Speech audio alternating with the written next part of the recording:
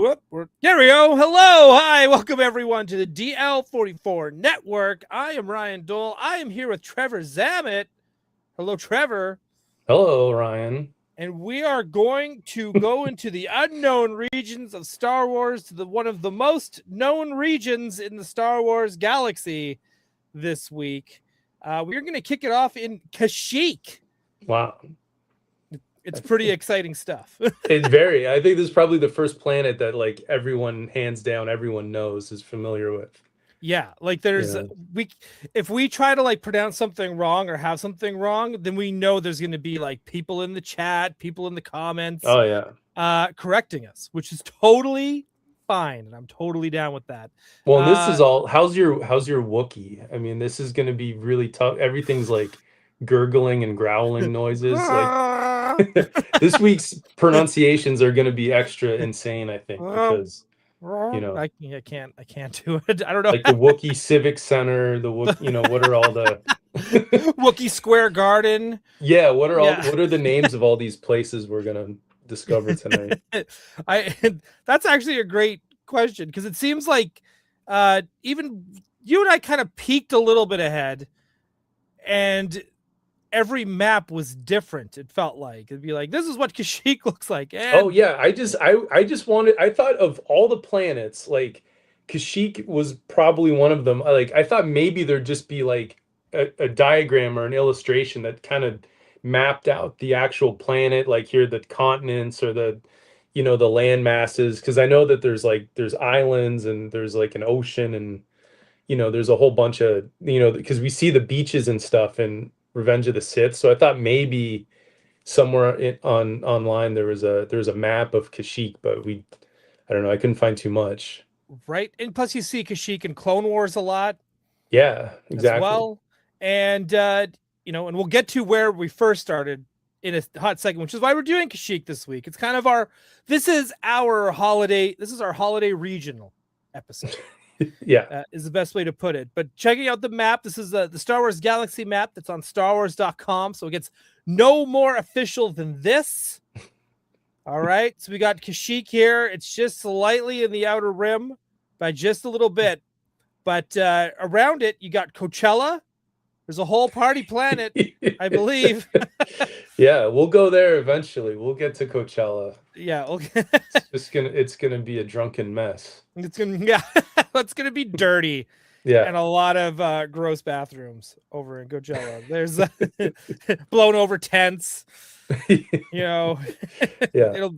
And a hologram of Max Rebo showing up. Oh yeah, just think of all the Star Wars bands that all go to the Coachella planet to just have a wild weekend. Whoa, Figure Dan singing Men in Black. This is gonna be the best. But Umbara is close by as well. So for those who are the more episode 3-ness, that's where Obi-Wan goes to fight Grievous, General Grievous. Should be, given the proper respect. General Grievous, which is kind of funny how when you think about like Yoda was like talking to him on FaceTime in the Jedi Council, he's like, Obi-Wan should go, and Obi's like, all right, like Yoda, you were right there. You could have just skipped over. Yeah, they're so close. You could have just jumped over and been like, I got this. Yeah, why couldn't you just take the hyperspace lane? You'd be there in 2 seconds. Yeah, that's it. Dude, it's legit. Yeah. One track over, easy. He totally could have done this. He could have done it. Yes, or Admiral Grievous if you're Kevin Wong from Toying Around. All right, so before we get started, got a few people here in the chat hanging out with us, and we should give them a proper shout out. And hello. Oh yeah. Yeah, we got Bitter Troll here. Yes, yes, exactly where the holiday special took place. Highly Articulated is here. Have a merry AWOC Christmas. Highly articulated. Kashyyk is my second favorite planet after the Forest Moon of Endor, which is awesome because I love a good fourth planet as well. Daniel is here, Mr. D. Certle. Fever and headache creeping back. Oh, dude. Go rest. Go relax. Yeah, this is probably not recommended for Yeah, there's a creeping headache, and, yeah. and this is gonna just make the fever. This is like a fever dream for us. Yeah, So this will just amplify whatever you're feeling. Watch on the replay. Jason Kashyyk is here. Thank you. Oh, look who's here. Not watching baseball season there. Must be over. Can she grace us with our presence? Rachel is here as well with a hello there. And yeah, I want to get, so here we are with the map. Kashyyk, best known for its unforgettable first appearance.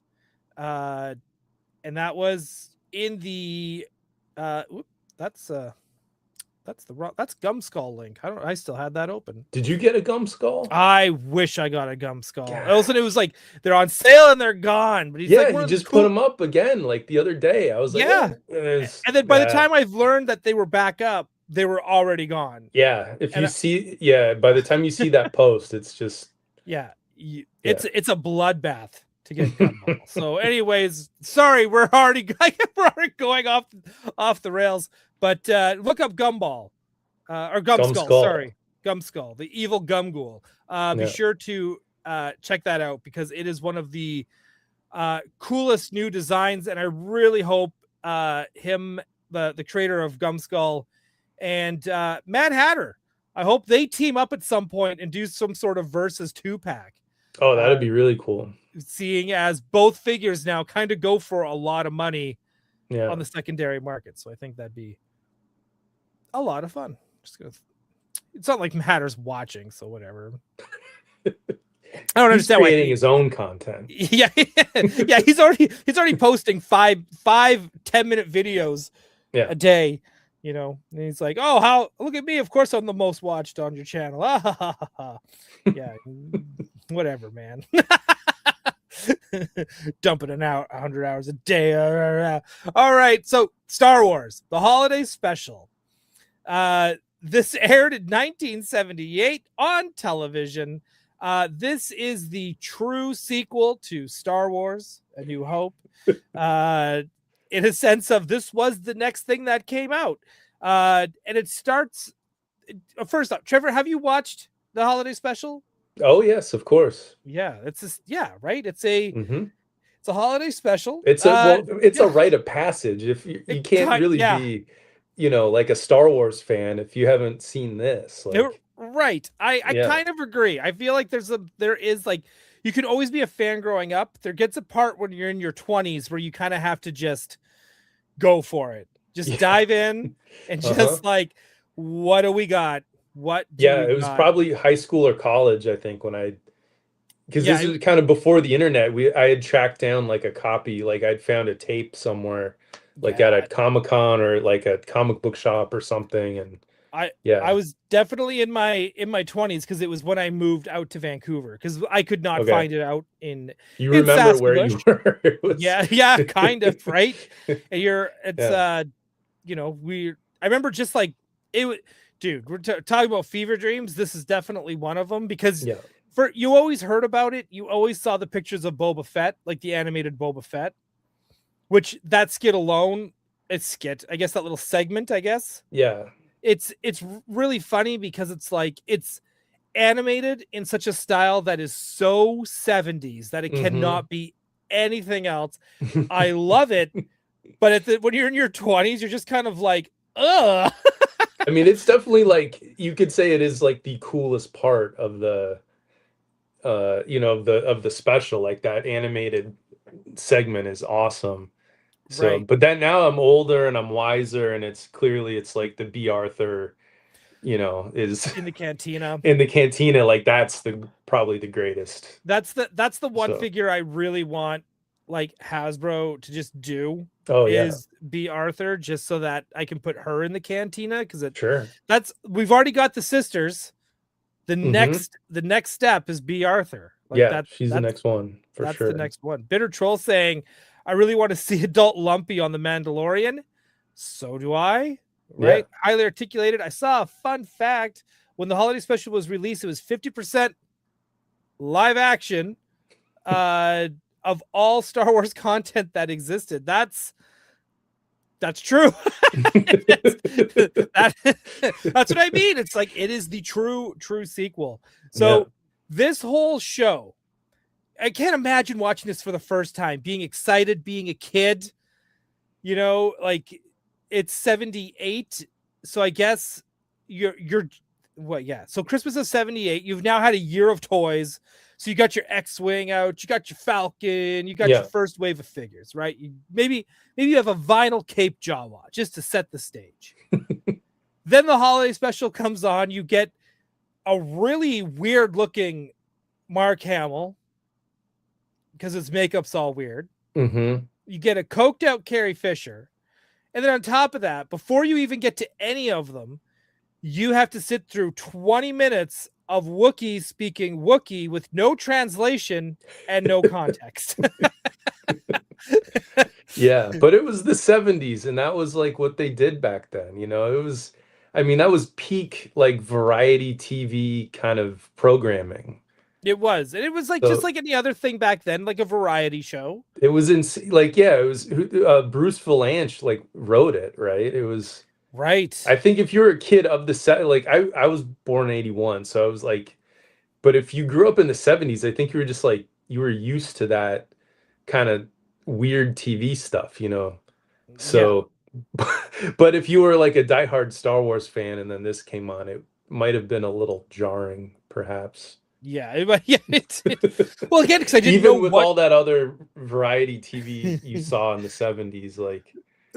Though it did, the holiday special gave me one of my favorite images from Star Wars, which is Han and Chewie hugging.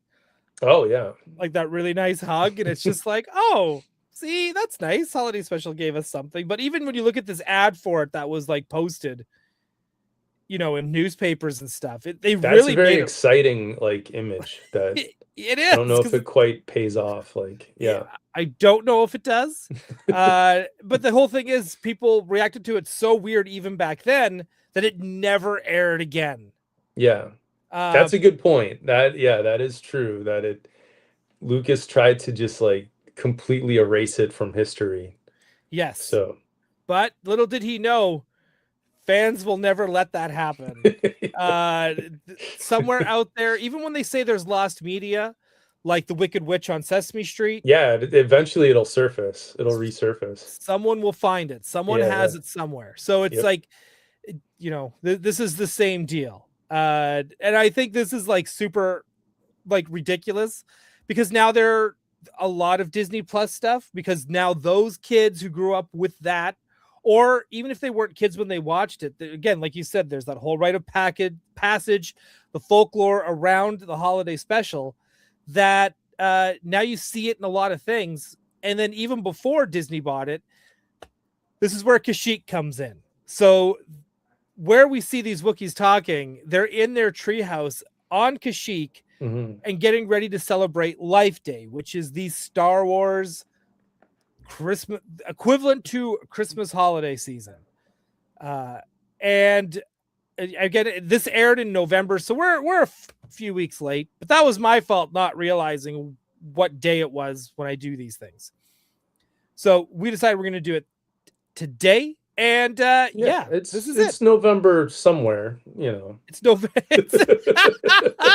I love that. Yes, it is November somewhere. In our hearts. You know, because I'm really not ready for it to be the middle of December yet. So it has blown my mind that it's already the middle of like that. We're this far in, which getting all these pop. All right, hang on. I need to get a pop-up blocker for this page. I tell you, it's brutal. It's brutal. All right, so here we are. We are on Kashyyk. This is the Wookiee planet. Oh gosh, bless me. Oh, already with the Wookiee dander. that's I forgot I have an allergy to Wookiee. That's not good. I have a you don't want to be on Kashyyk with the. Well, as long as I'm outside, okay, with the trees and the fresh air, I'm okay. All right, I'm okay. As long as I don't have to sit inside with one for too long, I'm fine. Yeah, this is Kashyyk. This is the Wookiee planet. This is probably one of the most infamous planets in Star Wars, even since the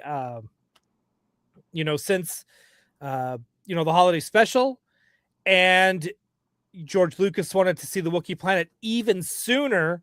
This was supposed to originally be the planet the final battle was on in Return of the Jedi. Yeah. And then that got changed over to Ewoks, which was still great. I'm still down with that. Still love me some Ewoks. Would you like, what's your view on that? Is there like an alternate world where you'd like to see them, like to see Return of the Jedi take place on Kashyyk? No. Ewoks and Endor, it's all great. And then we ended up getting 2 Ewok movies out of it. And again, I've said this before, I've told many people, I saw Ewoks on ice as a little kid, like back in 85 or 86 or 87 or something. It's all great. I'm one of those kids that I'm totally fine with the Ewoks taking the place of the Wookiees and stuff. I don't need a Revenge of the Jedi. It's on Kashyyyk. It's on enslaved Wookiees, and I'm totally fine with what we got. I am with you. Yeah.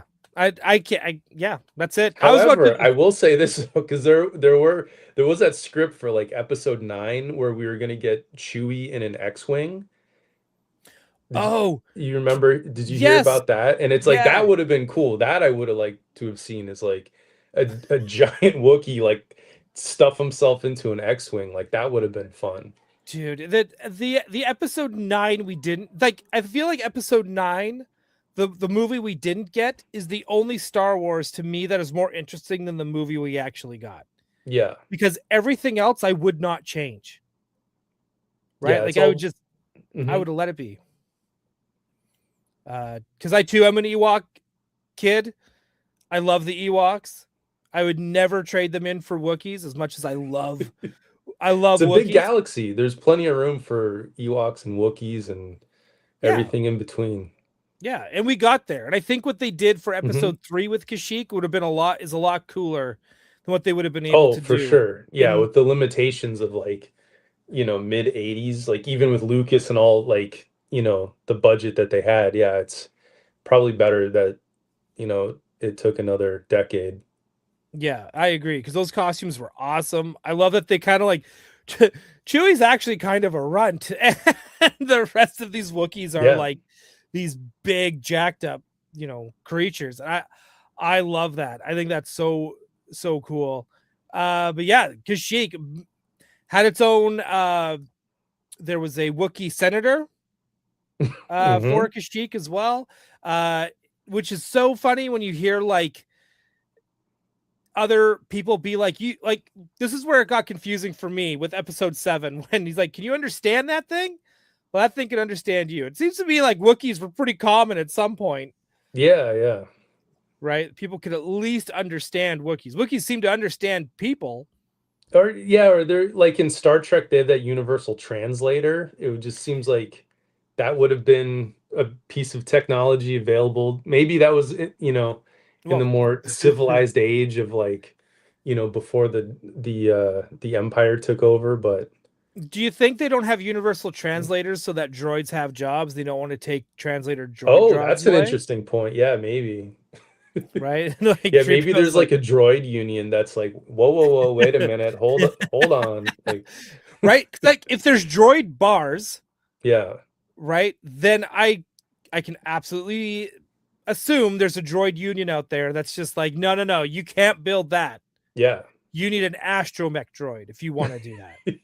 Right? Yeah, probably. You can't. That's a good point. Yeah, Star Wars is it's more complicated than you think when you start breaking it down like that. Yeah, maybe. That droid is not allowed to torture people. That is a cooking droid. You can't do that. They can't do it the other way around unless you re-register that droid in the Union, which is why it's like when the bounty hunter droid IG-11 got turned into like a nanny droid. You had to do it like under the radar. Yeah, it was an ununionized nanny droid.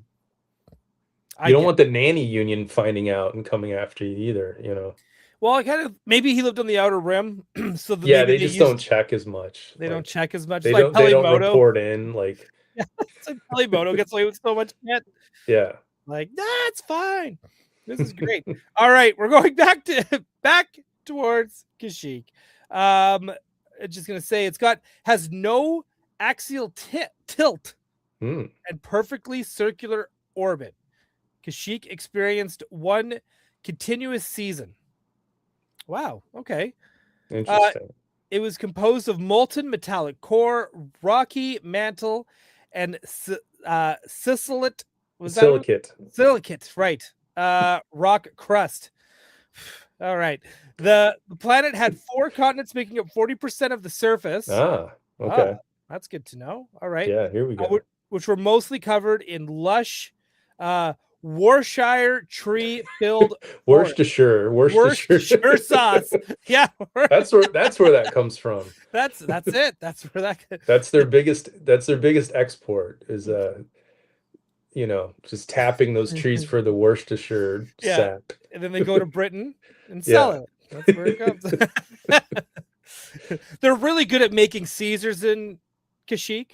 Oh yeah. I don't know if you've ever had a Caesar in Kashyyk, but maybe they need to do that more. They need to use more Worcestershire Shire sauce at Galaxy's Edge. Oh yeah, and we need to get a couple real like British like stuffy looking Wookiees with a monocle and sort of like the all primped and proper. Yeah, their little claws and yeah. At 4 o'clock, it's like, oh, it's tea time. Yeah, excuse me. Hey, they could. I mean, there's 4 continents. Yeah. There could be different accents of Wookiee. You could be like, oh, you're from that continent, and they're all like, yo, like, okay, all right, okay. But they're talking about the tree-filled forests, which are several kilometers high, or several miles high. Thank you. Where you live. Yeah. I didn't understand what you're talking about. Okay. The planet did have a small amount of desert region in the rain shadow of its small mountain ranges, as well as large plains, including Wolwarika region. See, look at this. We can just click on different regions. Yeah. Look at this. Okay. A tropical ocean belt contained. Oh my gosh, I can't pronounce any of these. This archipelagos. Ooh, archipelagos. All right. And long coral reefs. In addition, a few sandy beaches, which we saw, could be found along the shores of the oceans. The Kashyyk coastlines were lined with brownish white sand, thick grasses. Kashyyk's highest peak was mountain. Yes. Yeah, spoken like a true native. Thank you. They'd never know I wasn't born there. They never know. Right? Much of the planet could be compared to a giant swamp filled with wildlife covered with wet soil and large amounts of water. The prevalent ecology could be politely described as a layered death trap. The dangers presented by local wildlife increases one descended towards the forest floor. According to Wookiee culture, the vertical environment consisted of 7 levels. So it's kind of like the tree house version of Coruscant. Yeah. Right? Interesting. Okay. The bulk of the Wookiee civilization was located in the uppermost 7th level, and even the bravest Wookiees rarely ventured below the 4th level. Unlike most, Chewbacca was known to travel below the marking point for most Wookiees.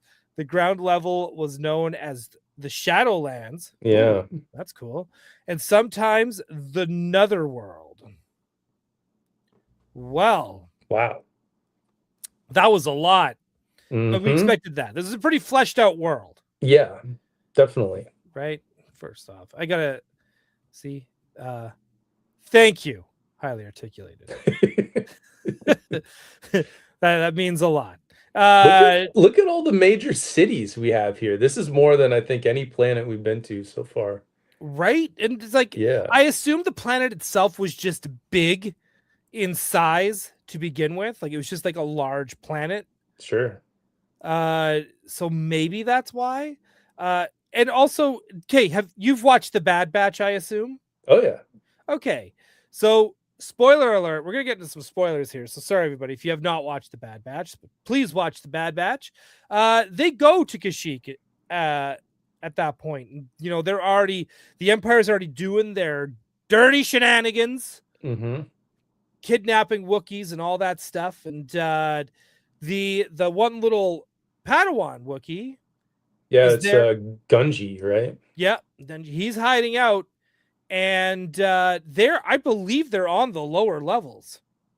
They're definitely down on like the surface floor. Like yeah, they're not because there's like a tank or some walker. There's like a flamethrower that's like walking around like a big robot tank thing, right? Right. They're on the ground level because they're not hopping from like tree to tree in that episode. Right. So it's just, which by the way, great episode.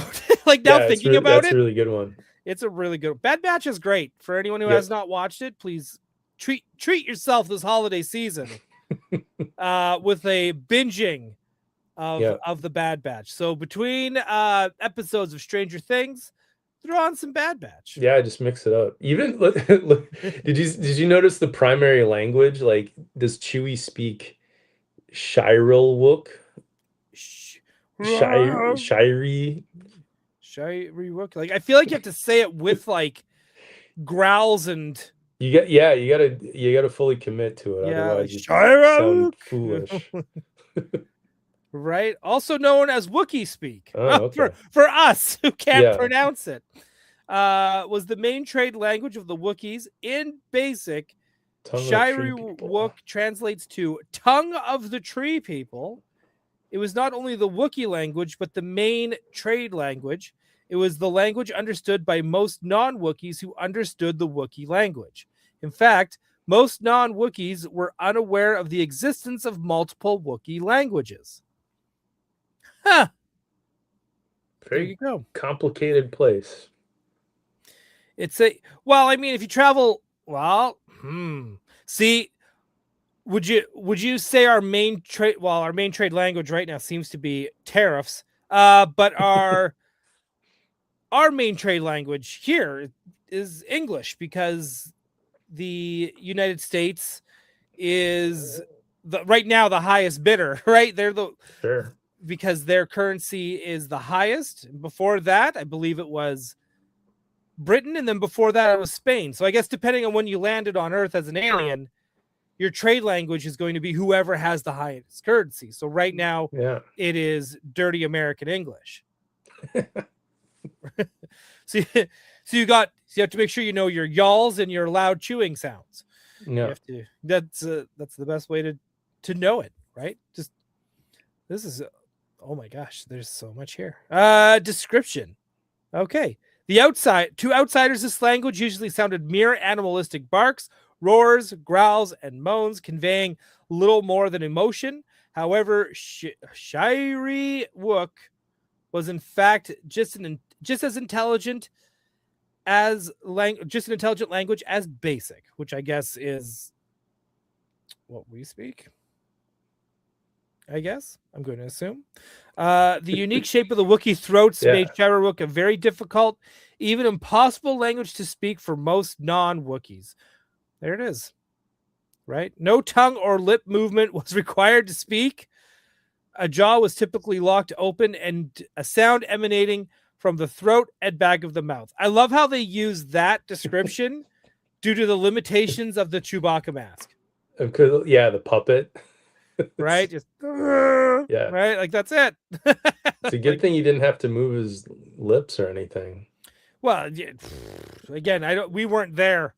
If we were there, then they'd probably move more like Ninja Turtle lips, I would assume. Sure. Right? But now they couldn't do that. So even when they go back to episode 3 and anything else, it has to match what Chewie does. They can't special edition ET that stuff. For those who, watched that version of ET. Let's see here. Kashyyk had over 150 words for wood, depending on the content, grain, moisture, and underlying structure. It also had 15 separate word meaning violence. It's like their two favorite things. Yeah. Violence and wood. Yes. Yeah, that's I'm gonna start an Instagram page. It's called that. Yeah, violence and wood. Yeah, sure. Yeah. It sounds cool. I'm already interested. Yeah, all it is just me chopping wood. That's all it is. It's me with an axe chopping wood. And growling from the back of your throat. That's it. Yeah. That's it. That was pretty good. That's a good roar. All right. Let's where did we leave off here? Oh, because we were all looking at all this stuff. Yeah, there's some cities, there's a ton of flora and fauna in there, surface waters, 60%. What are the other? So there's a few things I know here that are interesting about the the system itself, like Kashyyk is the name of their sun. I know that they've got a couple different moons. There's a few other planets rotating or orbiting Kashyyk, the sun there. Points of interest, flora. So scroll up a little bit. Okay. Okay, so we got distance from the core, the sun's orbital position. It's the third planet, moon's trade route. Click on the Kashyyk system. System. Yeah, where it says system and then Kashyyk system. Where am I looking here? Up. Region sector system is third one down. Right here, Kashyyk region. No, is this it? Nope. No, go back. Okay. Sorry. See where it says right under that Kashyyk system, that one. There we go. Okay. Okay. So this is these are all the planets and everything that are in the system. Okay. Solar system contain the inhabited worlds of Kashyyk, home of the Wookiees, Trandosha, home of the Trandoshans. Yeah. Dude, that's a big one. This, I think, is the first time we have in the same system two iconic alien species. It's everyone is usually, they're from this system over here or that one there. But it's very interesting that Chewie and Bosk are direct neighbors. Right. They're direct, which is why they're always fighting. Yeah. Yeah. Because they're so much alike. They are so clearly you can't live with each other because you're all alike. Yeah. So like Trandoshan or Trandosha, I don't think it comes up on the map because it's just a part of the Kashyyk system. Oh, we'll jump to that one in a second. Yeah. If we don't, because there's so much Wookiee talk. There's a ton, but I just wanted to I just want to put a pin in that because to me is fascinating because I don't think we've come across this yet where it's there's a lot going on just in this tiny little section of space. Yeah, because I also want to get into that as well. That might be next year. Trandosha might be next. That could be part 2 because this is like Klingons and Romulans or something, Yes, that's great comparison. Yeah, great comparison. Let's see here. Right, the Trandoshan, home of the Trandoshans. It contained the Wookiee colony moon Alaris Prime, orbiting the gas giant Alaris, as well as Trandoshan moon Waska, where Trandoshans hunted various species captured around the galaxy for sport. So that's where they play their predator games. All right, the Trandoshans. Maybe that's their holidays. They go and play their predator games. Yeah. Bosk with your nose so bright, right? It's just he's like the Rudolph. It's can't play Trandoshan predator games. The Trandoshans knew it was the Saki system. I hope I pronounced that correctly. When the Wookiees became first and sole representatives of the Republic Senate. So they swooped in. They got there first. They got there first. The system was relatively isolated as it was far from the central trade routes, although it was located close to a major route from the southern quadrant and the home to an important Republic navigation and communication relay station. That's dude, Star Wars has a lot to chew on sometimes. That's honestly, it's why this is so fascinating. Just go down these rabbit holes of like the Wikipedia, Yeah, let's dude, yeah, okay, we're gonna put a Trin in Trandosha. I think that's gonna be a very interesting planet. But I hope everything like the Wookiee, when you take a look at everything in Kashyyk, everything sounds like you're supposed to growl it. Yeah. Because you can't really pronounce it. Right. But if everything is like Trandosha's, everything it's all is snake-like. It's all like right? Yeah, exactly. Like I'm game. Like that one I can pronounce better than like Ahsoka. Right? I can sure. Wasaka. Like I can do that. I can probably speak better Transdoshan than I can. Yeah. Wookiee speak. Shirl Wook or whatever. Yeah. I'm just gonna say Wookiee speak. Wookiee speak, right? Yes. Right. It's not offensive to the layperson. That's right. I'm not I can pronounce a couple good words here and there, but it's pretty cool. The all right. Unidentified farming moon. And I was like, my first thought too was like, you got so much vegetation on your own planet. Why are you farming on the moon? I love that they took the time, like they're writing all this stuff, they're creating all of this, and there is a farming moon, but it hasn't yet been identified. They know it exists. Yeah, because someone had to make it up. Someone had to make it up. But it's still not yet identified. So we're going to get, we'll get to it eventually. It's called the farm. It's where, it's where certain Wookiees go spend their life day. Maybe that's just, when the Wookiees get older, they go off to the farming moon. Maybe that's just what they tell little, who's the little baby Wookiee in the holiday special? Is it? I keep wanting to say it's there's lumpy and like stinky and dopey or what, like dopey. Bashful. What was the? Oh shoot. Comet. Yeah, that's what they tell when Grandpa like Wookiee passes on. Okay. Life Day, his family, his son Lumpy. Mala. Lumpy's the kid. Oh, Itchy. That's Itchy. Yeah. Yeah. Little Lumpy and Papa Itchy. Itchy with his being a weirdo with his VR helmet. Yeah. He was being a bit of a perv for sure. I don't care what anyone says. And no, I'm not ruining anyone's childhood. Yeah, a dirty old man. He's like Haposai from Rom Nahaf, for any of you anime watchers out there. Yeah, I don't know that one. That's it. That is it. Take your word for it. Hey, dude. Oh, hello. Hello. Hello there. Man, let's hang on. Points of we've barely scratched the surface here. I know. We're so 40 minutes in. Oh, Jesus. Okay. I'm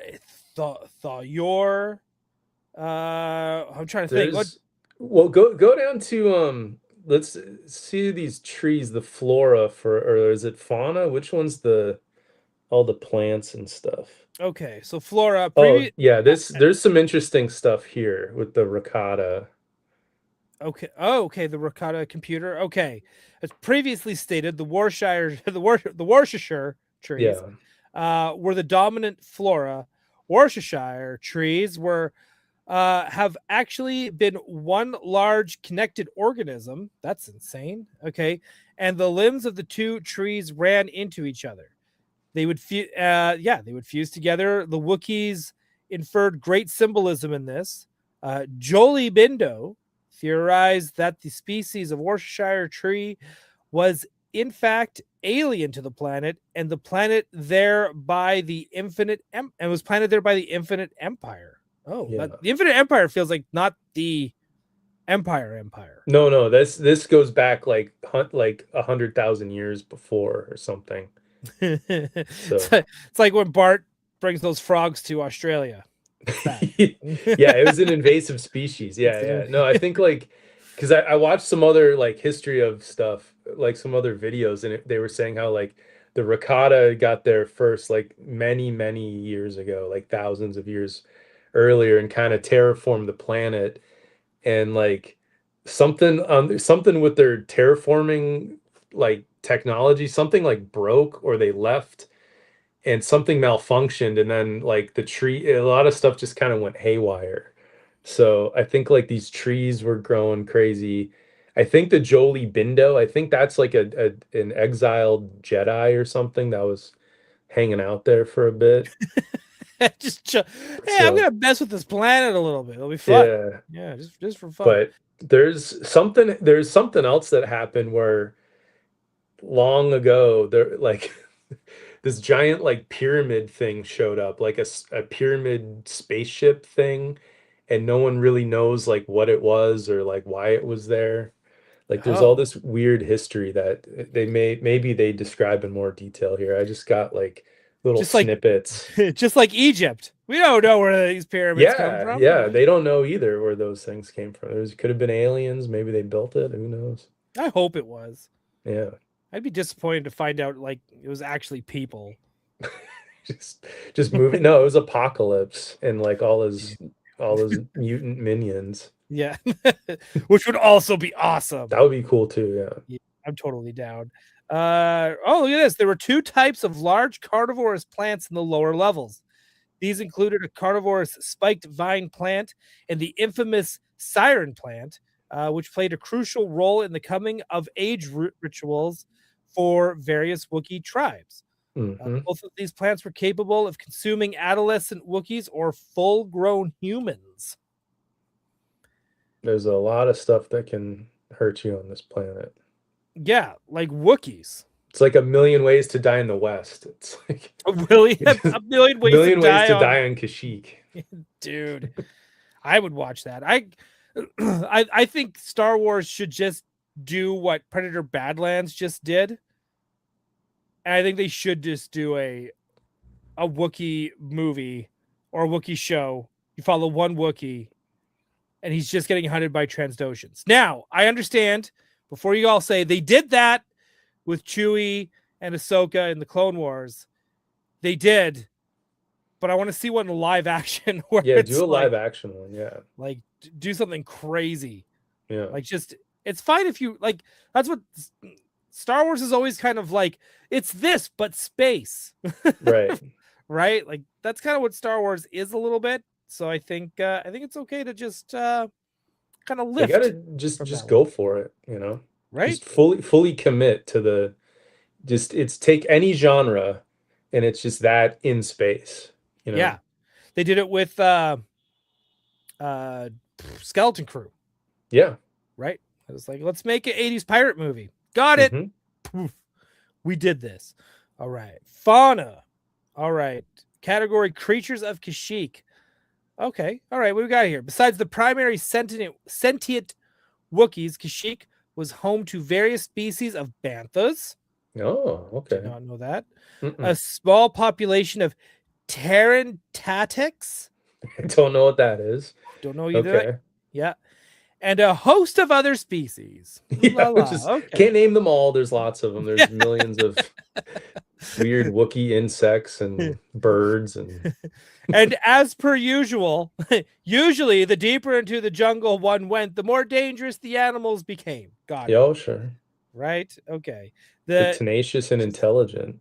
Yeah. Was it Kashyyk? Why chalk? There's the spider-like creature. I wonder if that's the one from the video games. Oh, okay. Maybe. And coordinate. Yeah, okay. There's spider. They could track and prey over a kilometer or over a mile and coordinate with other weavers to organize an ambush.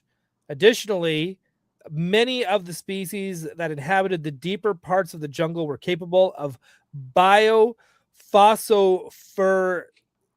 phosphorescence. Thank you.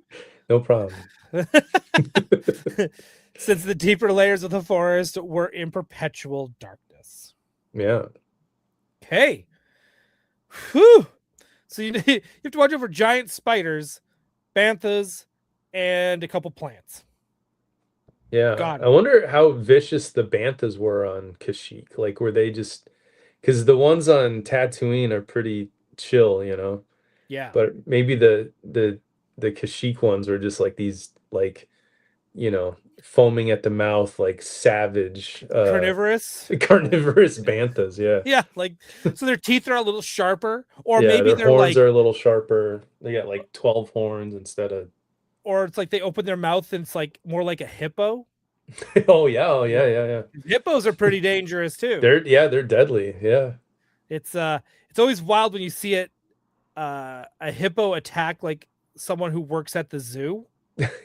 Because you kind of cheer for the hippo a little bit because you're kind of like yeah, we don't need zoos. We don't need no, zoos anymore.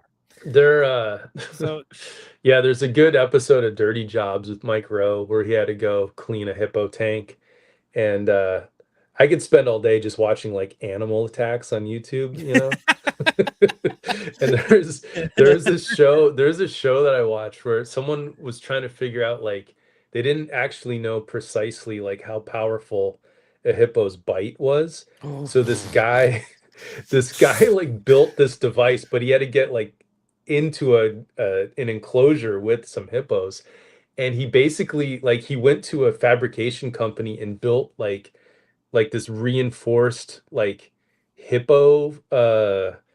It's like in Ace Ventura 2 when he's in that robotic rhinoceros. yeah, So it was like that. okay. Like, this guy like built this hippo thing out of steel and fiberglass and like ballistic shit, that it was like, so he could sneak up and get close, and they had to cover it like in hippo crap just so so it smelled like a hippo and they wouldn't Right. be fooled, And it and then because this thing was so huge and so it was solid steel, it like sunk into like all the mud in the enclosure, and then he got stuck in there. Oh And then he my was and god. then and these guys, like, the guys were like, we're not going in there to rescue you because like they will kill us. And so this guy was like stuck like under his like hippo shit covered robot hippo surrounded by hippos. Oh god, it was like, I don't know the name of this show. It was like some crazy thing, but That sounds I would hate he got that. stuck. It was like he got into quite a predicament. He was like, "How do I get out of this?" He's like, "This is a dumb idea." This it's yeah, I just like even when you watch baby hippos being cute baby Oh hippos, yeah, they're adorable, but right? Adorable, but also like when people are trying to like, oh god, please don't bite, like they'll try to like bite yeah, your knees and stuff. You're yeah, just they'll like, oh start god, chewing on you and stuff. like already they're just like yum. Yeah, Let's do it. Like I want to kill this thing. yeah. Once they get a taste for man flesh, That's it. there's And not and yeah. they're like crows. Once one gets a taste, they all want a taste. Oh yeah, and they also a murder of hippos. They'll just swarm you. And then they remember that taste for the next 5 generations of hippo. Yeah. Mm-hmm. God, crows are amazing too. Anyway, I digest. Yeah. All right, let's get into some of the history. Oh my god, dude, where things are dating back 36,453 Here you go. before Battle of Yavin. So this goes way back. Dude, this is insane. A group of native Wookiees entered the Thor-Yor, which visited the planet.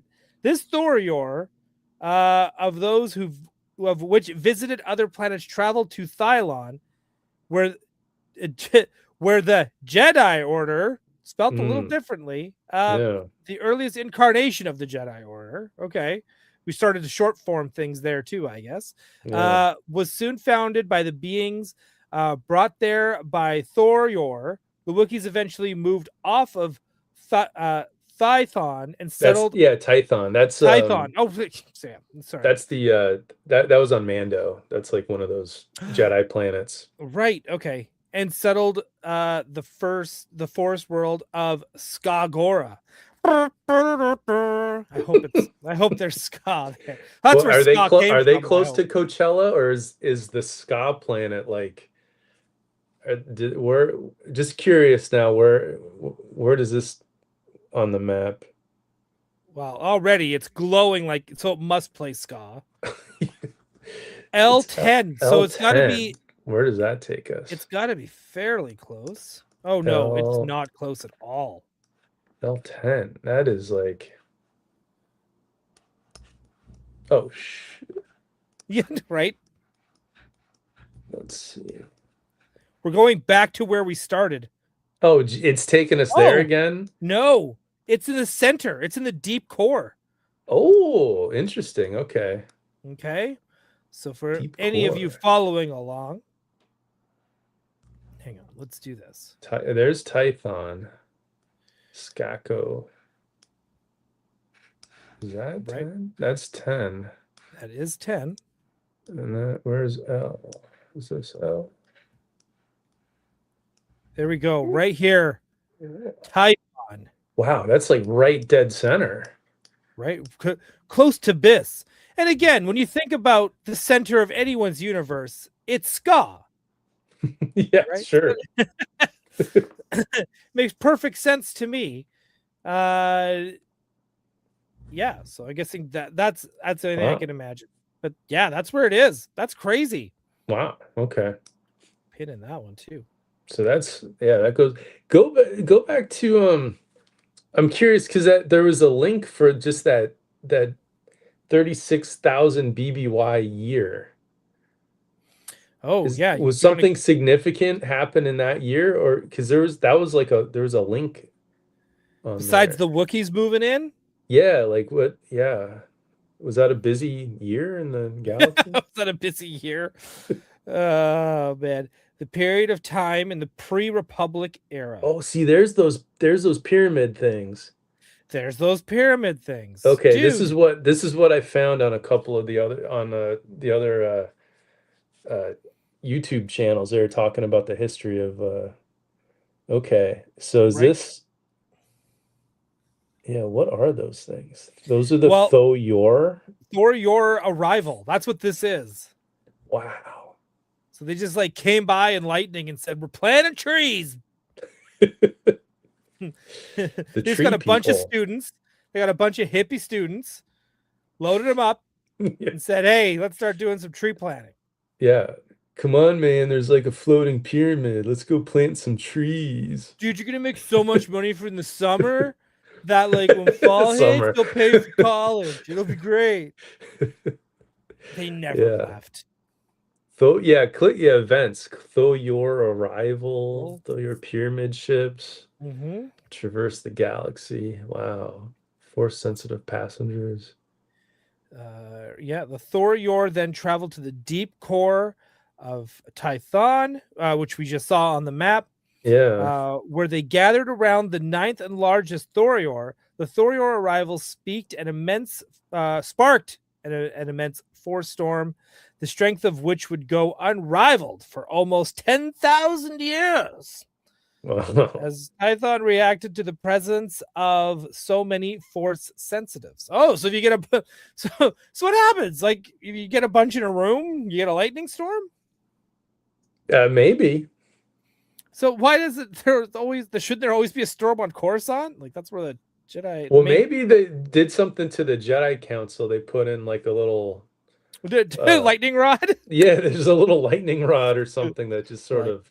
Hey guys, we gotta tamper there's some dryer sheets that sort of like break down the those robes. Those robes. Yeah. Like those robes are just dryer sheets. That's they're just like a dryer sheet material, and they smell really fresh. They're soft. It's really nice. Yeah. Little known fact: the Jedi all smell like just dryer, fresh, and Yep. I believe that. There's like a part of me that kind of believes that. Like, and then like the ones that don't wear robes are usually the stinky ones. The Thor-Yor then scattered themselves across Tython, and the Pilgrims soon formed the Jedi Order, and force-using organization that strove to maintain the balance between the light and the dark sides of the Force in both themselves and the world around them. Yeah, that's a funny way to describe like the Jedi, a force-using organization. Yeah, of pilgrims. Yeah. Of pilgrims. Yeah. Just chilling. All right. So it is from the novel Dawn of the Jedi Into the Void. Okay. Which first named Thor Your Arrival. All right. Wow. Okay. Appearances in Dawn of the Jedi, Dawn of the Jedi, Dawn of the Jedi, Dawn of the Jedi, and Star Wars The Old Republic. Fun fact, did you see the trailer for Star Wars Fate of the Old Republic? No. Is that I know a few things just dropped like in the last day or two. Well, they had the video game awards, so we got a bunch of trailers because of that. Then it's like also that holiday season trailer drop time. Yeah. So then we're getting like, well, I think technically what we got 2 movie trailers so far, which has been like Supergirl and Street Fighter. Yeah, the Street Fighter posters just looked awesome. There's that like E Honda and Dalsum are just. I was like, oh my god! Dude, like, so E Honda is played by he's also a pro wrestler, but from Japan. Yeah. So they're gonna have him doing some crazy stuff, and then. Dude, I think everyone looks great. Even that shot of Cammy where she's just laying there eating something, you're just like, oh my god. Oh yes, Mechanized is here as well. Thank you for being here and hanging out. There was a pod racing game reveal as well, which that got me so excited as someone who bought the N64 just so that I could get pod racing. Yeah, is that the racer game? Is that what? Yeah, I saw, because I saw Toy Shiz posted something. It was like, he goes, "That's Dash Rendar's ship." And Sebulba made an appearance in the trailer, like an older looking Sebulba. Oh, so a Doug. Good to know. Yeah, it's good to know a that Doug he's still from Malastare. We've been there. We've learned all about them. And the Doug Council. Right. I love Sebulba. I think he's great. He's great. He's one of the he's one of the greatest racers of our generation. Yeah. Right. I would love for Star Wars should also make their own F1 movie about Sebulba going back to the races. There's another great genre, just doing like a racing movie or something, like if the Solo movie was like a drag race thing, like just, just lean into the genre. I have said multiple times to multiple people, anyone who will listen or not even listen to me, they should do Fast and Furious in space. Oh, that would be great. Yeah. Right. And then you just have them like, it starts off racing, but the next thing you know, you got to pull off a heist in your fancy racing mobiles. Like, well, they were saying like, even just with the regular Fast and the Furious movies, by the time they got to 10 or 11, it was like there's nowhere left to go but into space. Well, they can time travel. Oh yeah, do time travel. That would be cool. Time travel, dude. One of our VFX soups. I will name him out. He's a great guy, David Seeger. He is also the VFX soup on Tron Ares that just came out.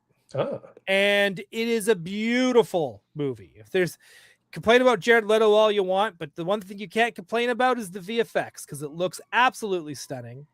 But when we were working together, this would have been when we were, we would have been working on Ghostbusters Answer the Call. And we were working on Fast and Furious 7. I got to work on one Fast and Furious movie, and I'm very, very proud of it. Cool. And 7's one of the good ones, right? Yeah, I like 7. Yeah. And so we're working on it. And he's like, they got to do time travel. Like at some point, they got to do time travel. And I was like, then you start thinking about it. You're like, man, actually, that would be kind of fun to do. Where they just showed up and did like a chariot race or something. Chariot race, they're all of a sudden they're at the Coliseum. Like it's just doing The Rock and like Vin Diesel and no, dude, just okay. I know we're off tangent. I do not care. One of my favorite characters in Fast and Furious is Luda. Yeah. Ludicrous. Ludicrous trying to figure out like the chariot races and stuff. Yeah. Where are we? Wait, what? There's no plumbing? Guess. Oh man, see, Rachel's already on board. This is great. Give Abe. I'm so with you on this. right? Just to see Ludacris team up with Abe Lincoln. Yeah. Oh, dude. Don't. Yeah, Rachel gets it. Ludacris would be like, "Don't go to the theater. Whatever you do, completely change history." That's they have to stop the Lincoln assassination. That's their mission. If we stop the Lincoln assassination, well, everything they'll stop stealing VCRs in 2002. Yeah. It'll be it'll be very important. Dude, yeah. I digest, but dude, I would love that. Fast and Furious in space. It's funny. I love the pod racing scene in episode 1 a lot. Yeah. More than probably most people should. And I think just having a racing game and bringing back pod racing or all that kind of stuff, I think that's super fun. I hope the game does really well, and I hope it's awesome. Yeah. But I'm also upset they didn't announce Battlefront 3. I know. I understand these video games take so long to make, but come on. But so what? Just so what? Give the people what they want. That's it. Just give me what I want. Yeah. That's it. Bitter Troll. Now they need to make a Fast and Furious multiverse movie. No. No more. Spider-Verse 3 is the last of it. That's the last I want to hear about multiverse for a long time. Tony Johnson, if Star Wars racing game is good, it'll probably convince me to buy a console. Oh, so it's not even, I just assume every game is coming out on Steam and just whatever. I just assume all games come out like that now. All right, back to Kashyyk, where I hope there is a racer representative in this new Star Wars racing game. There's the Zerka Corporation and slavery. Oh, good. Okay, so from the Lincoln assassination back to slavery. It's just we're getting all the hot topics tonight. All the hot topics of history. Yeah. Oh, yeah. Fun. Good stuff. In 4020 BDY, Kashyyk was discovered by Zerka Corporation, which renamed the planet first G5623, and then after a poll of stockholders, Eden. Okay. Oh God, this has gotten typical corporation bullshit. Typical corporate bullshit. Yeah, the shareholders are like, oh, let's like give it a name, and let's just no one can remember. They're switching. G5 is it G4, G5? No one can remember. G5623. No one can remember G5. Why would you just call it Eden? Why? Because it's got a nice garden. Yeah. Let's just do that. They recognized the Wookiees' strength and began to enslave them. So this is like a common occurrence with Wookiees. In 3993 BBY, during the Great Hunt, the Jedi Gun Han Sarish died on the planet fighting the Terran Tatak. Okay. Gosh, I can't pronounce anything. Is that the giant spider? Or is that one of the? Oh, that's a different thing. Okay. Okay, not designation non-sentient. So it's just like a savage beast. Were creatures which fed off the blood of force-sensitive creatures and inhabited caves, tombs, and strong with dark side of the force. Several guarded the entrance to a section of Naga Sadow's tomb. This would be found on many places such as Korriban, Kashyyk, and Dormund Cass. Dormund Cass. Who's Naga Sadow? Canon Legends. Oh, he's from Zoist. He was a Zoist. Zoist. Zoinks. Zoinks. He's from Zoist, Scoob. Naga Shadow, dude.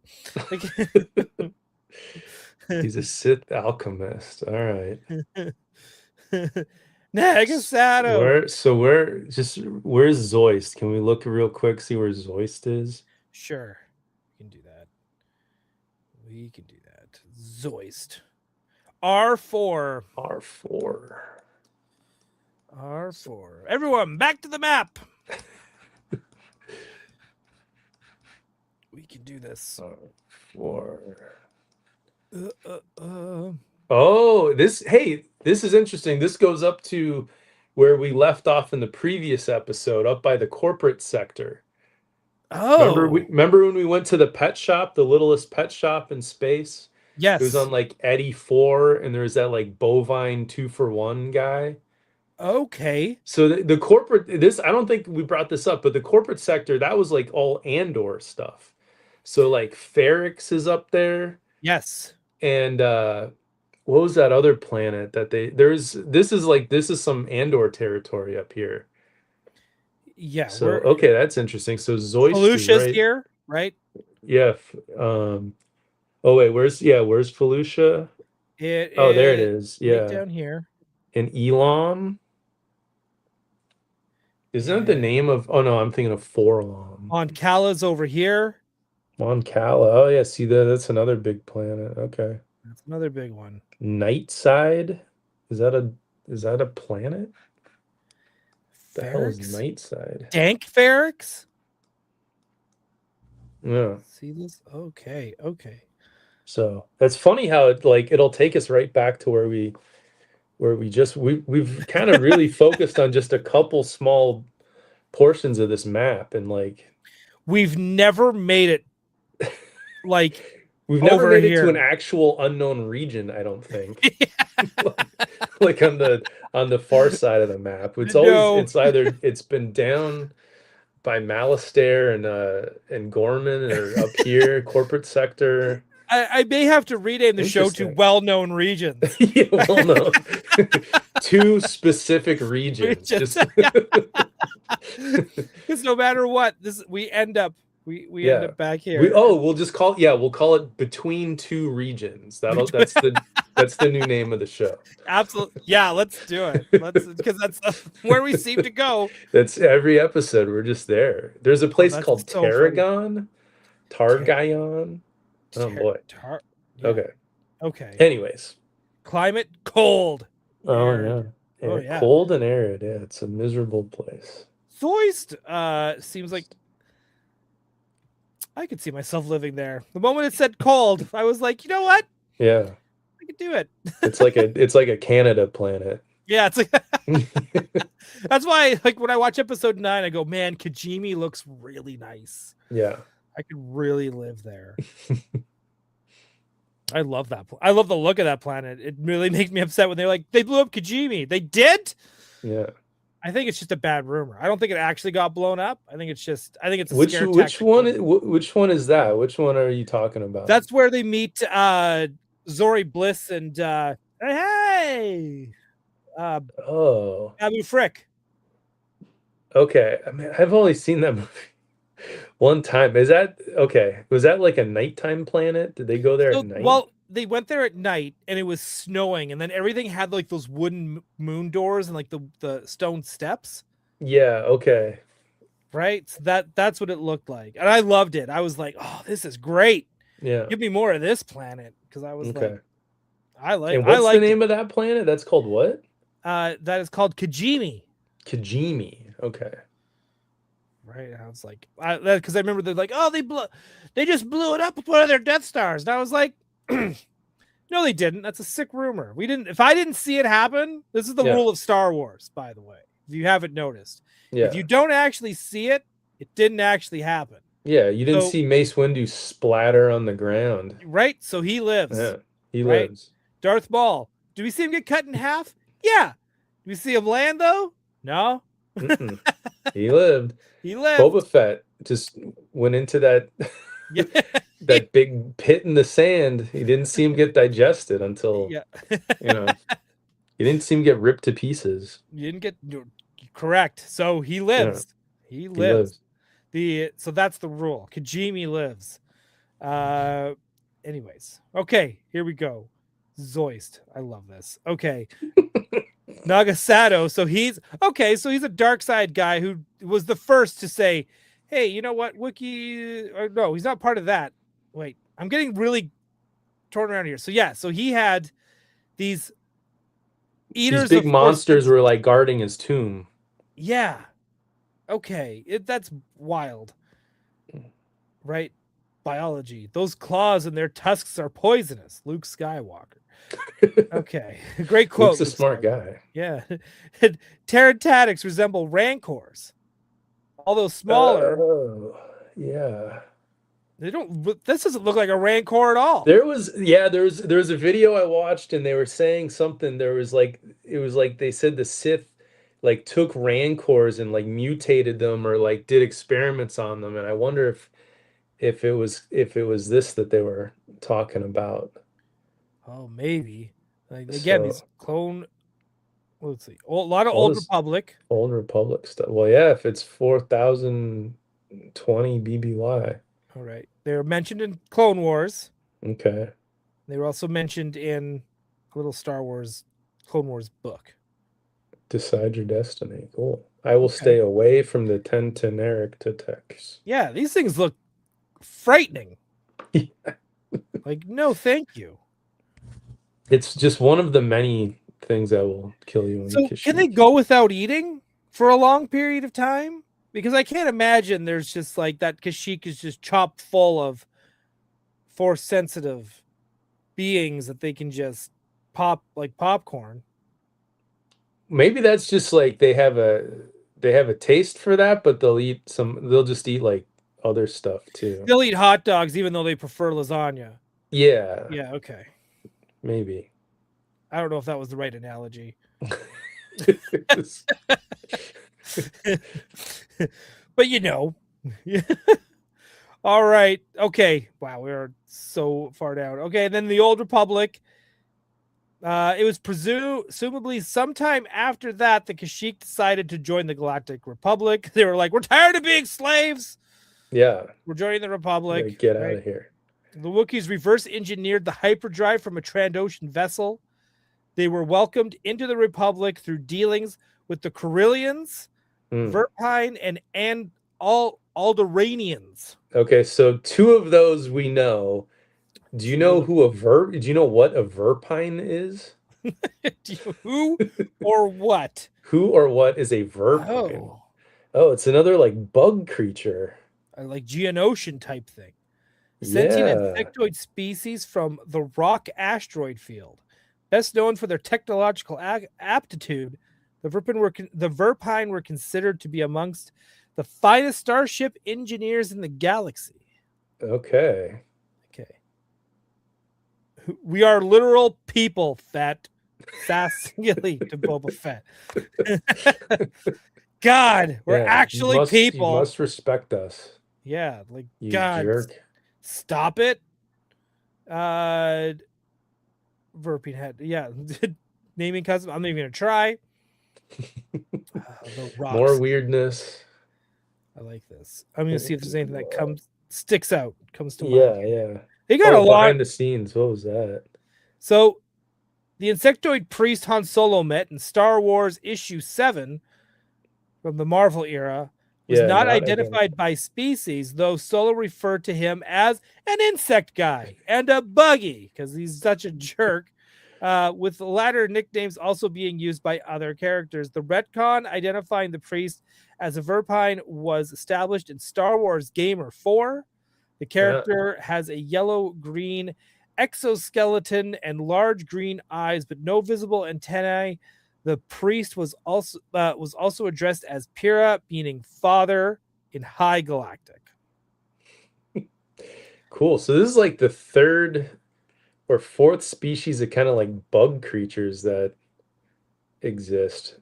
Yeah. Because we had the Dr. Mandible stuff. Yep. And then there was like those. Oh, there's so many more because there's like the centipede people because there's that foot race thing that we discovered last time that like more races. We like this.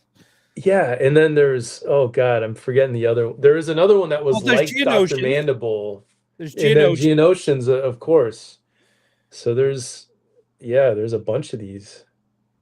Dr. Mandible. I feel like there was another bug. You're right. Like I feel like there was like another because there's another like praying mantis type of species, just like there's 2 or 3 different werewolf species. There's like at least 2 of the those praying mantis ones. Yeah, I'm down. I'm down for these guys. That's cool. Verpine. Okay. I hope we run into them again just randomly at some point. Yeah. We'll need to learn more about them at some point. And then Fall of the Republic. Here, I'm just trying to see if there's anything that we should Galactic Empire and slavery. More slavery. They got out of it just to go right back in. Yeah. Okay. Well, I mean, that's the they just can't catch a break. Well, the Empire's jerks, funny enough, also ran by a dark side user. Yeah. So what do you do? The hands of later gimmick with Bail Organa. Okay. Kashyyk. The New Republic. After the Battle of Endor, the Wookiees were freed from slavery by the Alliance of Free Planets.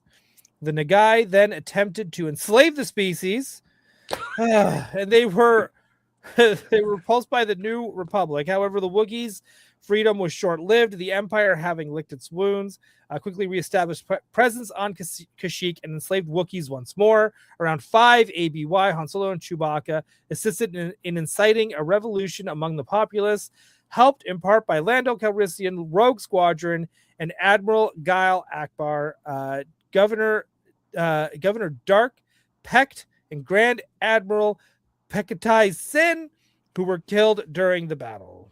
Okay. Who the Nagai? Did we go over that? Who's the Nagai? Can we click on that? No, the Nagai. Just like how many people are like enslaving these Wookiees? Yeah, like what in the 90s is this? Yeah, is he on X-Force? Like, is he on X-Force? Right? Was he like a Morlock or something? It's like, man, he's straight out of Marvel Comics. Yeah, dude, this is Dark Horse at its finest.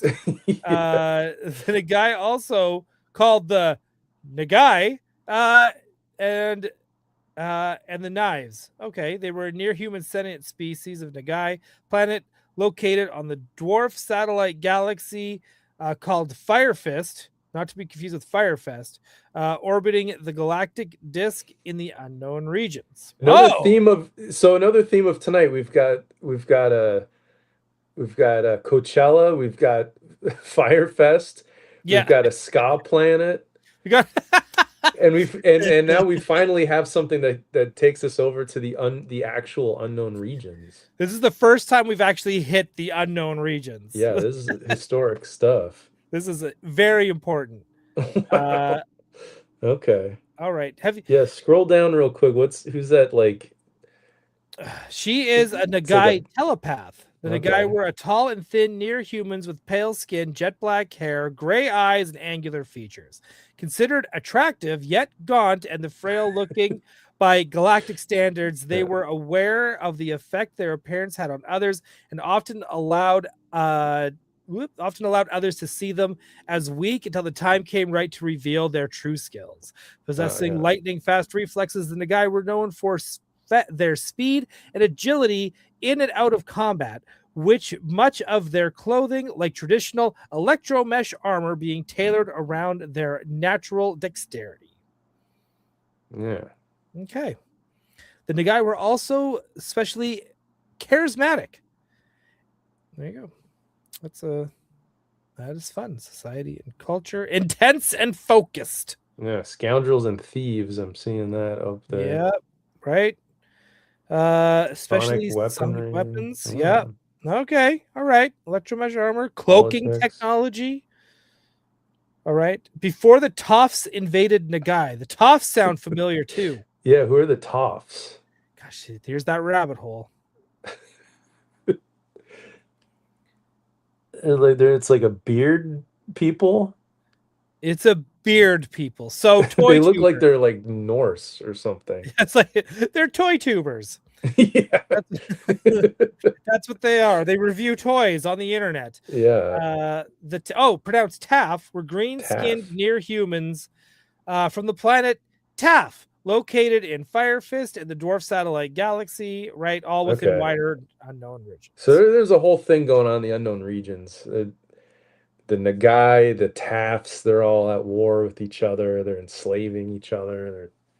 They're jerks. They're a bunch of jerks over there. right? And they're all from the like Oh, everyone's.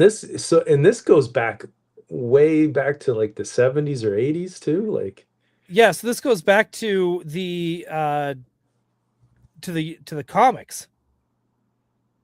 Like man, that's happened a few times too, where we've stumbled on these things, and it's like they go back to like the original. There's stuff that's like before Empire or Jedi. Look at him. Yeah. Okay. Okay. Wow. The Marvel Years, Volume 6. I gotta start collecting these. I think it's time. Look, you got a whole story arc. Yeah. Issues Wow. 104 to 107. All right. Star Wars Galaxy Magazine number 3. Oh gosh, I have that. I have all the Star Wars Galaxy magazines. I gotta start looking this up. Oh, and all the way to 108. Brush up on this stuff. Oh yeah, this is real life. There's more to do when you're at home on the farm. The rabbit, the space rabbit. But it's just like it's not even like, what is his name?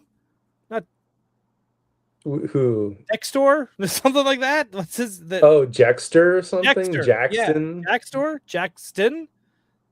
Someone. Jackson. One of you. Like one of you know. I know one of you know. Yeah. They made a figure of him. But this is not that. This is like a rabbit. There's another one biting that guy's neck. Yeah, that's. There's two more at his feet. They're just getting attacked. It's like in Holy Grail, Monty Python. It's like Monty Python. Look at that. Inker Ken Stacy. Okay. Wow. Okay. Wow. Canada's own. These covers have. Oh, I just clicked on that one. What the heck? I just keep going to that one automatically. It's too cool. Something's drawing you there, like something. The Force. They're like, you like rabbits. Oh, it keeps taking me. Okay, so they clearly don't have all the covers here. That's fine. All right, hang on. We're still at these guys. Okay, welcome back. I think let's go back. Let's see what else. The Kashyyk. There's so much to do on Kashyyk. We're almost there. Yeah. In the Second Imperial Civil War following its takeover of the Galactic Alliance at 1:30 ABY, Darth Krayt's Galactic Empire saw danger in Wookiees, but knew better than to enslave the entire species like it did as Darth Sidious's Galactic Empire. Instead, it cut them off from the rest of the galaxy by having Kashyyk blockaded and all the Wookiee spaceports and shipyards destroyed. God, these guys can't catch a break. No Wookiees were allowed to leave or visit Kashyyk without an Imperial order, and holonet transmissions to the planet were completely cut off. Supplies and trades could still come and go after swearing under penalty of death to the Empire not to provide Wookiees with information of the state of the rest of the galaxy, but the Wookiees themselves were completely isolated and largely left alone throughout the region. Jeebus. Poor. Right? They're just too cool. You just, I guess, right? Yeah. Why everyone got to be dicks to Wookiees? I agree. Unbelievable. This is the hardships. I'll never complain about not getting my pre-orders in on time again. I'm going to tell you that right now. Imagine being a Wookiee trying to pre-order some doing a HasLab or something. They're just like, or if you ordered a HasLab, and you're trying to get a hold of customer service and they just completely ghost you. You ordered a HasLab and now you never know when it's going to ship or if you're ever going to get it. It's constantly just, it's just in the little endless loop of like, I spent 350 credits, 50 credits on shipping. I better get this damn thing. Yeah. I can only imagine. Behind the scenes, the home world of the Wookiees was mentioned as Kashyyk or Kashyyk. Gnarlalek. It's like that is Cat's Eye. That's their Star Wars album. Gnarlic. In George Lucas's notes from Star Wars Episode 5, The Empire Strikes Back, and was set to appear in the film, described as a planet with a huge trees. According to Star Wars, Much to Learn You Still Have, Volume 8, things you might not know about Wookiee Planet on StarWars.com. The original drafts of Star Wars Return of the Jedi called for the second Death Star to be built in orbit around Kashyyk by Wookiee slave labor, and it wasn't until later drafts that it was setting and characters were changed to the forest moon of Endor and Ewoks, which we talked about before. The first planet first appeared in Star Wars The Holiday Special. Very important. The Wookiee storybook tells Lumpo-Rump the Wookiees are not Kashyyyk natives, and they immigrated to Kashyyyk from an unspecified planet centuries before, which I guess that probably kicked off those novels. Oh, wow. So, okay, is the Wookiee storybook... Do you remember the Wookiee storybook? No. Is that that a real book, or is that an in-world? It is it's a kid's book. Oh my God. And this came out in the Random House, September 1979. Wow. And this book was at my elementary school library, and I would get it all the time. No way, really? Yet I can't remember anything about it outside of the cover, because the cover just it sticks with you. Yeah, it sure does. Holy smokes. No, I didn't know about this. Yeah. On the jungle planet Kashyyk, the young Whoopi Lumpy and his mother, Mala, were preparing for a surprise party for Chewbacca. Right? Very, very cute. That's what it is. Yep. That was the Wookiee storybook. Look at that. For Chewbacca's 200th birthday, the book was published by Random House. That's kind of funny, because it's is that the first? That might have been the first time they mentioned Chewbacca's age, and they just ran with it. So I am going to pull one out of the Dan Larson cookbook of, is it canon? Yes, I'm going to say it is canon. I think we can confirm that here. Yeah. Yeah, they can fully confirm that. That comes to this is legit. When author Timothy Zahn included the Wookiee homeworld in the novel Heir to the Empire, he was intended to name it unaware that it was already been named. Upon learning that the Kashyyk that it was named Kashyyk, Zahn suggested could be an indigenous name for the planet, but the idea was rejected. Zahn used the name instead for a specific city of Kashyyk. That's what my suggestion would have been. That's the name of his hometown, or something. I like that idea. It's his hometown. He grew up in a small town on Kashyyk, outside of this big city. He's just a small town Rororico guy. Yeah. I'm just a small town Wookiee. It'd be great. All right, spelling. In 1978, the Star Wars Holiday Special, providing no spelling of the planet's name through its shooting script. It's Kashyyk. There you go. That's kind of fun. Pronunciation. I think we got it. I think we nailed it.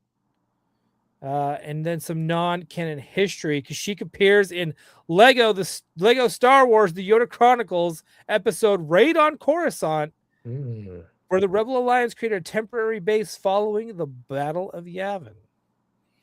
I don't think it's fair to exclude Lego from canon.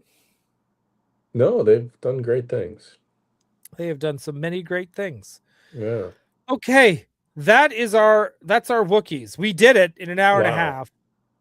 I'm shocked that we got through it. There's obviously there's more to cover. There's all these cities and mountains, and there's just all kinds of stuff here. Yeah, this is the base of Kashyyk. So next episode, we're going to continue on Kashyyk.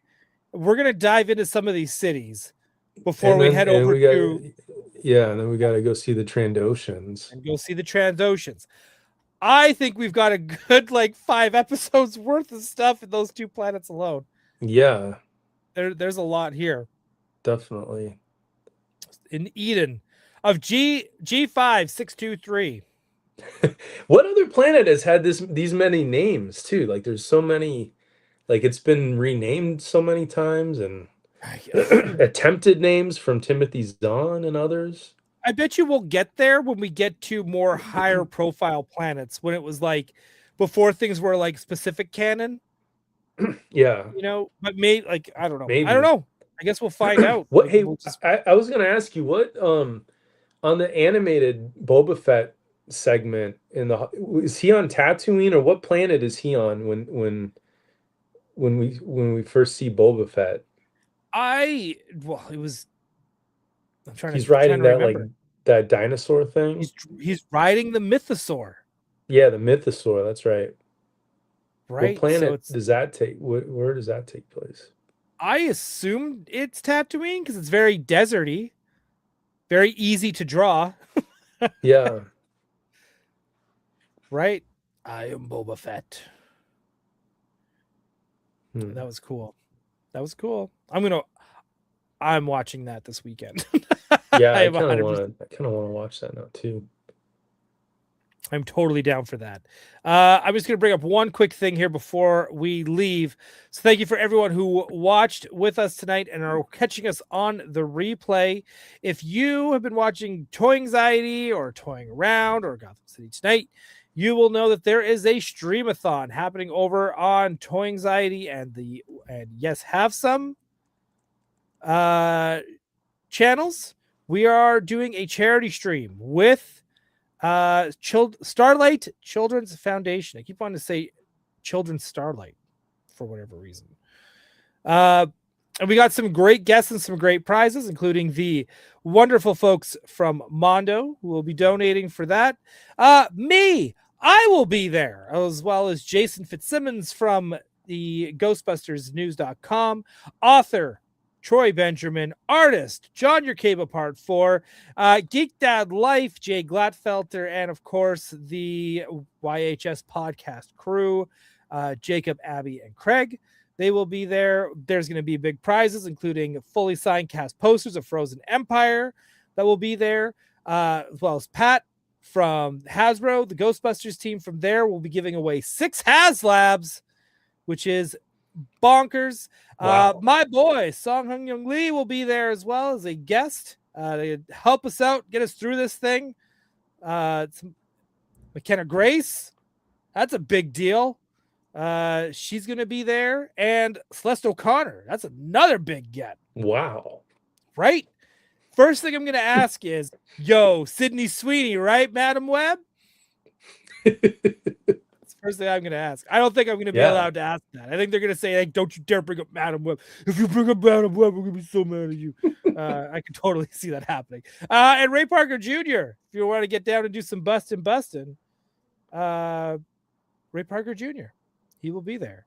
And last but not least, while it's Christmas time, please go on to your YouTube or go to your local used music store. You can pick up vinyls and CDs. Go find Christmas in the Stars.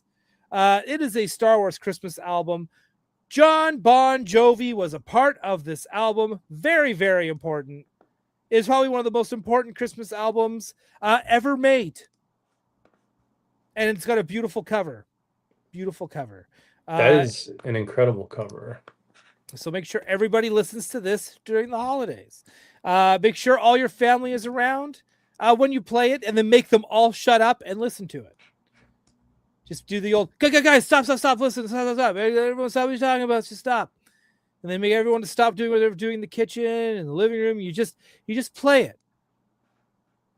And you know what? Everyone will be happy because of it.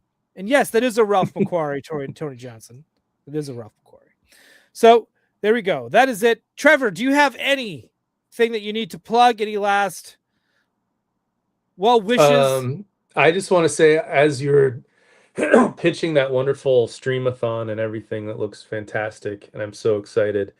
I looked up where that planet was. It's called Pana. Boba Fett and all of them, I think they go to Pana, and of course it is in sector S6, which is like kind of right up by the corporate sector, right where we just stopped by. It's by Felucia, it's by Moncala. Oh my god. It is like we just cannot get out of those two sections. Yeah. Not far from Zoist. We've heard all about it. Yeah. So it's kind of right over in that general area. That is awesome. I don't really have much to plug. Of course, always like if you want to go and buy some, find NECA products, I would greatly appreciate it. Ninja Turtles and Predators and Pee-wee, and we make all kinds Sesame of fun Street. stuff. Sesame Street, there's going to be some exciting new Sesame Street stuff coming out early next year. Yeah. That's always good. So yeah. And it's Christmas time. Nothing makes a better gift than a Ninja Turtle. That's so true. Right, you couldn't, and there's some wonderful blind boxes. You just put that under the tree. Oh, are those still available? Oh, maybe they sold out. I don't know. Oh, I should check, because I saw Hatter do it again this year, and I was like, you have it secured already. I kind of forgot. I didn't realize it was happening again this year. And then I saw Mad Hatter doing an unboxing, and I was like, I was gonna do one. I was gonna. There was. They put up some more of those like Dimension Xmas, like Christmas turtles the other day on the website. Nice. That 4-pack of so those are good. 2012 turtles. I just saw those at Target the other day. They're out. Yep. So that's cool. Those make a great gift. Dude, that's all. Or oh yeah, that's awesome. I can't wait, because again, you guys, when I always think you guys have done it all for turtles. I always kind of think that in my head, and then you guys always surprise me. There's always another one. There's always something cool. I think there's only 2 likenesses you need to get in order to really make your turtle collection feel complete, and that's Vanilla Ice and Alan Thicke. those are both really good. I would also throw in Chief Stearns, because I'm a huge Chief Stearns fan. Chief Stearns is a good one. That would be great. But yeah, to get I think Randy tried reaching out to Mr. Ice like a few years ago, and it no dice on ice. No dice on ice. But that doesn't. It's not. Maybe someday. I don't know. I learned to just never say never at NECA, because. Yeah.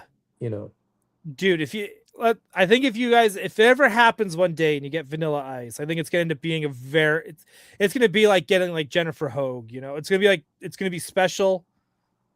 And it's going to be like, because again, you've gotten just about everybody, and every time you get a human character, it always seems to be very like. Oh, you mean feels Judith like an event. Hogue? You said Jennifer Hogue, and I just sort of nodded. Oh, Judith, I meant. Yeah, that's what I meant. Okay, that was a huge deal. I was like, maybe that's a famous pop star that I'm not aware of, but yeah, no, Judith Hogue. Judith is awesome. That was a big deal when we made friends with her and got the likeness rights, made those movie Aprils. So it's good stuff. Yeah, she's great. That's awesome. So there you go. Everyone, head to your local Target, Walmart, go to the collector's section, go find the NECA wall, and buy everything you see. I think that's the best way to put it. Buy everything you see. Couldn't have said it better myself. Awesome. All right, everyone. Have a good night. You will see me on Tuesday for the Streamathon. And then after that, of course, Gotham City Tonight and everywhere else that you find Ryan Doell. Sorry to interrupt. Oh, yeah. This week's episode of Gotham City Tonight was so much fun with you and Alex and Podcast Michael. That was such a great episode. Oh, thank you. So, yeah, that we were watching that. And I know Michael pretty well. He goes to Smokehouse and Jimmy Angel shows all the time. But man, that was such a fun episode. You guys just like spitballing ideas of, Arkham Asylum rides and, Batcave. It was you go back and watch that episode and enjoy it, because that was so much fun. Yeah, no, thank you very much. It was a fun episode. We've been having some really good episodes lately. Just having these guests come on and just having fun. It's been good. So thank you for that feedback. Of course. I can't wait for next week's. If it's anything like this week's, I'm sure next week's will be, will be just as crazy. It should be just as fun. Yeah. Yeah. That's awesome. Good. Okay, cool. Thank you, everyone. Have a great night. And we will see you, I guess, next month when we do Kashyyk Part 2. Crazy. All right. Good night, everyone.